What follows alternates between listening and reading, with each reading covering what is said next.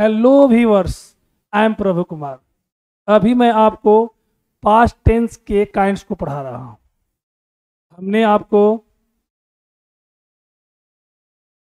Simple past tense, past continuous tense पढ़ा दिया है। अब मैं आपको पास्ट परफेक्ट टेंस पढ़ाऊंगा। अगर आप पिछले वीडियो को आप नहीं देखे हैं तो उस वीडियो को ज़रूर देखिए। मेरा दावा है कि आपको टेंस को लेकर कोई प्रॉब्लम नहीं होगा। मैं बेसिक टेंस का नॉलेज अभी आपको मैं दे रहा हूँ। खासकर बिहार में बच्चे क्या करते हैं, इंग्लिश सुनकर ही डर जाते हैं। तो आपके अंदर जो निगेटिव थिंकिंग है इंग्लिश के प्रति, वो सबसे पहले निकाल कर फेंकना होगा। कहा गया है दोस्तों, खुद को इतना कमजोर मत होने दो कि तुम्हें किसी दूसरे की एहसान की जरूरत हो। कभी भी अपने आप को कमजोर नहीं समझना चाहिए। सुबह उठिए, कहिए I am the best, I am the best, मैं सबसे बेहतर हूँ। पॉजिटिव थिंकिंग रहेगा तभी ही कोई काम आप सही ढंग से कर पाएंगे। नहीं तो आपसे कोई भी काम सही ढंग से नहीं हो पाएगा, क्योंकि आपका माइंड नेगेटिव हो चुका है। तो चलिए पास्ट परफेक्ट टेंस की शुरुआत करते हैं। सबसे पहले इसकी डेफिनेशन को जानते हैं कि पास्ट परफेक्ट का डेफिनेशन क्या कहता है।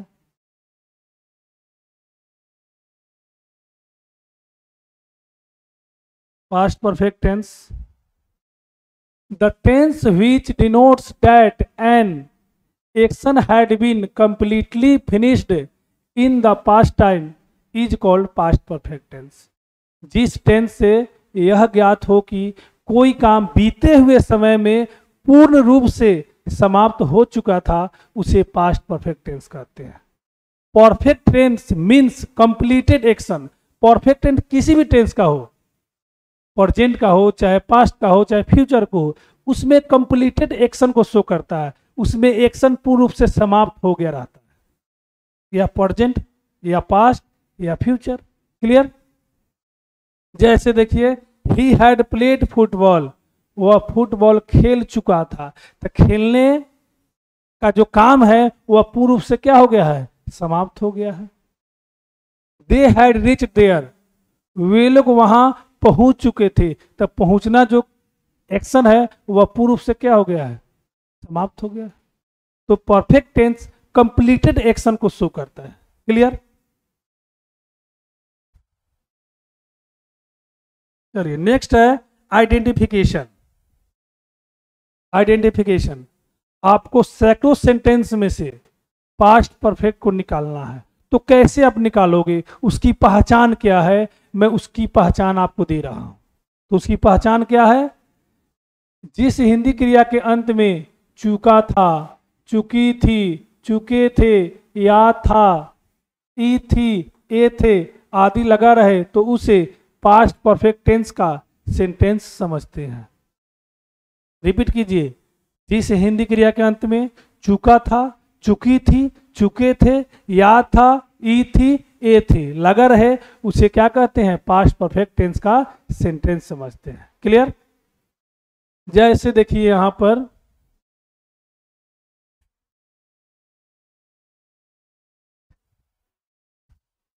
सीता बाजार जा चुकी थी। जाना एक क्रिया है, उसके अंत में लग गया चुकी थी। कौन सा टेंस, पास्ट परफेक्ट टेंस। मैं खाना खा चुका था, खाना एक क्रिया है, उसके अंत में लग गया चुका था। कौन सा टेंस, पास्ट परफेक्ट टेंस। उसने ताजमहल देखा था, अंत में या आ था। यहां पे देखिए कौन सा tense, past perfect tense. Ram खाना खाया था, अंत में या था। कौन सा टेंस, पास्ट परफेक्ट टेंस। तो आप सैकड़ों सेंटेंस, हिंदी सेंटेंस में से आप पास्ट परफेक्ट को निकाल लोगे ना, निश्चित निकालोगे। केवल आपको ये वीडियो देखना है, और देखने के बाद बिल्कुल आपको पास्ट परफेक्ट क्लियर हो जाएगा। क्लियर? चलिए आगे बात करते हैं स्ट्रक्चर की। तो पहला स्ट्रक्चर होता है पॉजिटिव सेंटेंस। इसको अफर्मेटिव सेंटेंस भी कहा जाता है। पॉजिटिव सेंटेंस को अफर्मेटिव सेंटेंस भी कहा जाता है। अफर्मेटिव, अफर्मेटिव मीन्स सकारात्मक, अफर्मेटिव मीन्स यस। जिस सेंटेंस से हाँ का बोध हो उसे अफर्मेटिव सेंटेंस कहते हैं। तो पहला स्ट्रक्चर पास्ट परफेक्ट टेंस का क्या है, पॉजिटिव सेंटेंस या अफर्मेटिव सेंटेंस। तो पास्ट परफेक्ट टेंस जहां आपको परफेक्ट मिलेगा, जहां आपको परफेक्ट मिलेगा वहां वर्ब का तीसरा रूप लगाना है, वर्ब का तीसरा रूप, the third form of verb. याद हो गया आपको। तो पास्ट परफेक्ट है तो यहां पे क्या लगेगा, वर्ब का तीसरा रूप। तो स्ट्रक्चर क्या बना आपका, सब्जेक्ट हैड, इसमें हेल्पिंग वर्ब रूप में क्या लगता है, हैड लगता है। क्या लगता है, हैड। उसके बाद वर्ब का थर्ड फॉर्म ऑब्जेक्ट कंप्लीमेंट। तो हमने आपको बताया था कि आपको रटना नहीं है, स्ट्रक्चर रटना नहीं है, आपको स्ट्रक्चर क्रिएट करना है।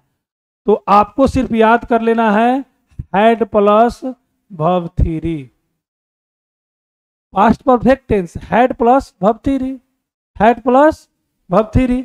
अब पूरा स्ट्रक्चर लिखना होगा तो वर्ब के पहले सब्जेक्ट, वर्ब के बाद ऑब्जेक्ट कंप्लीमेंट। देखिए सेम हो गया, इस तरह से स्ट्रक्चर हो गया।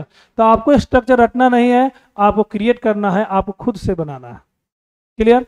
तो चलिए कुछ एग्जांपल देख लेते हैं।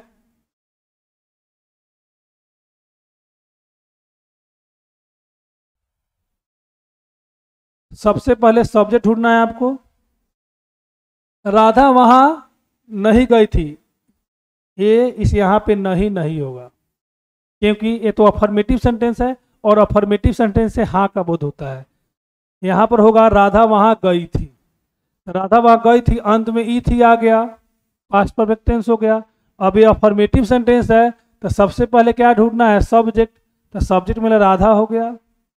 अब यहाँ कोई भी सब्जेक्ट हो उसके साथ हैड ही लगेगा, हैड। अब यहाँ गई थी, गई थी का मतलब जाना, तो जाना का इंग्लिश होता है गो, लेकिन गो का यहाँ पर थर्ड फॉर्म मांग रहा है, क्या हो जाएगा, गॉन हो जाएगा। राधा हैड गॉन, और वहां का English there, Radha had gone there. Clear. वे लोग पटना से आ चुके थे, आना एक क्रिया है, उसके अंत में लग गया चुके थे, कौन सा टेंस हो गया, पास्ट परफेक्ट टेंस। इसको बनाइए, दे हैड कम। अब पटना से आ चुके थे, किसी जगह से अलग हो रहे हैं तो वहां पर फ्रॉम लगता है, और किसी जगह पर जा रहे हैं, निश्चित स्थान पर जा रहे हैं तो वहां टू लगता है। तो यहाँ from Patna, they had come from Patna, वे लोग पटना से आ चुके थे। तो आपका अफर्मेटिव सेंटेंस क्लियर हो गया।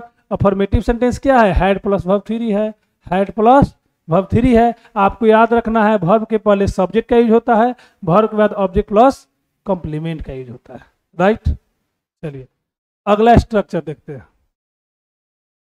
अगला स्ट्रक्चर है negative sentence. Negative, negative means no, नकारात्मक वाक्य। जिस सेंटेंस से नहीं का बोध हो, ना का बोध हो, उसे नेगेटिव सेंटेंस कहते हैं।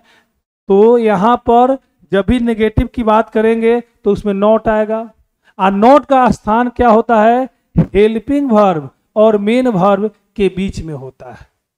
नॉट का स्थान हेल्पिंग वर्ब और मेन वर्ब के बीच में होता है। तो देखिए यहाँ पर हैड हो गया हेल्पिंग वर्ब, वर्ब थ्री हो गया मेन वर्ब, इसके बीच में क्या आ गया, नॉट आ गया। तो इसी तरह से आपको सिर्फ यही याद रखना है कि भाई पास्ट परफेक्ट होगा तो पास्ट परफेक्ट का निगेटिव स्ट्रक्चर होगा। तो निगेटिव में क्या होता है कि हेल्पिंग वर्ब और मेन वर्ब के बीच में हैड नॉट को रख देते हैं, तो मेरा नेगेटिव सेंटेंस तैयार हो जाता है। तो फिर वर्ब से पहले सब्जेक्ट, वर्ब के बाद ऑब्जेक्ट प्लस कंप्लीमेंट। क्लियर। चलिए एग्जांपल देखते हैं। मोहन यह काम नहीं किया था, अंत में या था और नहीं लग गया, तो मोहन हैड नॉट, करना का होता है डू का हो जाएगा डन, और यह काम का इंग्लिश क्या हो जाएगा, दिस वर्क। तो Mohan had not done this work. Clear. चलिए दूसरा एग्जांपल देखते हैं। आप पत्र लिख चुक आप पत्र लिख चुके थे, इसमें लगा देंगे यहाँ पर नहीं लिख चुके थे। आप पत्र लिख नहीं चुके थे, तो इसको बनाइए यू हैड नॉट। और लिखना का इंग्लिश होता है राइट, तो राइट का वर्ब थ्री क्या होता है? रिटेन। रिटेन। अब पत्र का इंग्लिश क्या हो जाएगा? A letter. You had not written a letter. आपका नेगेटिव सेंटेंस तैयार हो गया। नेगेटिव का structure had plus not plus verb three. Verb के पहले सब्जेक्ट, वर्ब के बाद ऑब्जेक्ट प्लस कंप्लीमेंट। क्लियर? चलिए अगला स्ट्रक्चर है यस नो इंट्रोगेटिव। तो यस नो इंट्रोगेटिव में क्या करते हैं, जो हेल्पिंग वर्ब लगता है ना अकॉर्डिंग टू टेंस, उस हेल्पिंग वर्ब को सब्जेक्ट से पहले रख देते हैं। तो पास्ट परफेक्ट टेंस में हेल्पिंग वर्ब कौन है? हैड है, तो हैड को सब्जेक्ट से क्या रख देंगे? पहले रख देंगे। पोस्ट में नॉट है, इसलिए कि नॉट का यूज होगा तो करेंगे, अदरवाइज नहीं करेंगे। इसमें दोनों स्ट्रक्चर आ गया, yes interrogative no interrogative, yes interrogative no interrogative. Clear? चलिए इसको देखिए, हैड हो गया subject not V three object complement. आज जब निगेटिव की चर्चा हो, सॉरी इंट्रोगेटिव की चर्चा हो रही है, तो अंत में क्या लाएगा? प्रश्नवाचक चिन्ह, यानी साइन ऑफ इंट्रोगेशन लाएगा। क्लियर? क्या रोहन तुम्हें पीटा था? तो यहां पर हैड को बाहर करेंगे, हैड रोहन, मेरा हेल्पिंग वर्ब हो गया, सब्जेक्ट हो गया, नॉट इसमें नहीं है, अब वर्ब थ्री, तो पीटना का होता है बीट, बीट का बीटेन, और तुम्हें का English you. Had Rohan beaten you, क्या रोहन तुम्हें पीटा था? क्लियर? अगला एग्जाम्पल देखिए।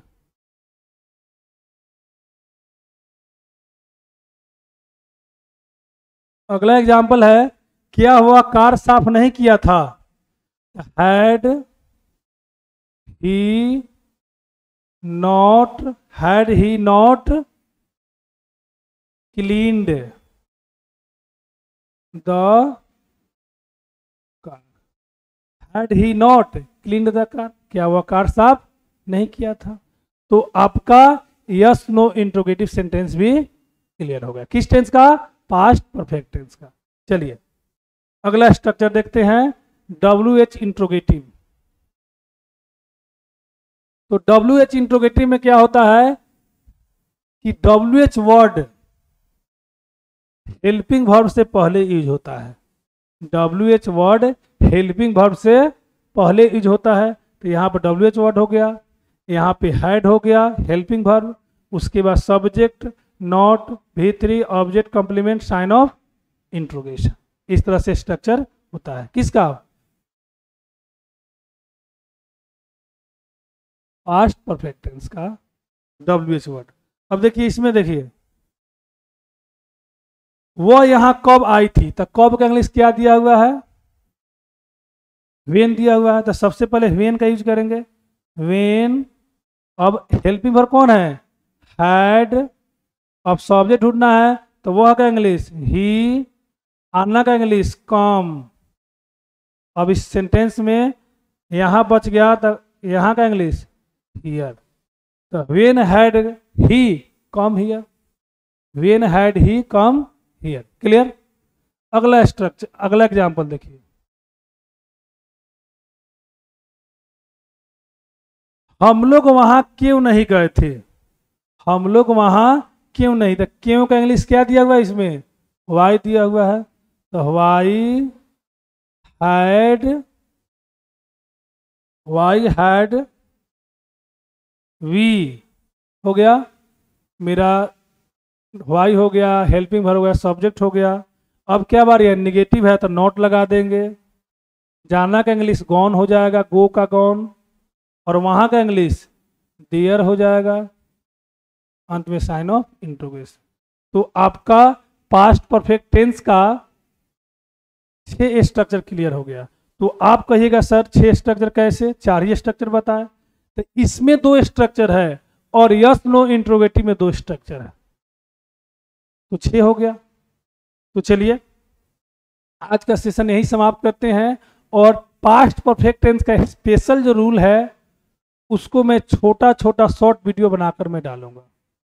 आज समय का अभाव है इसलिए मैं आज स्पेशल रूल नहीं बता सकता। अगली वीडियो में आपके स्पेशल रूल मिलेगा। तो चलिए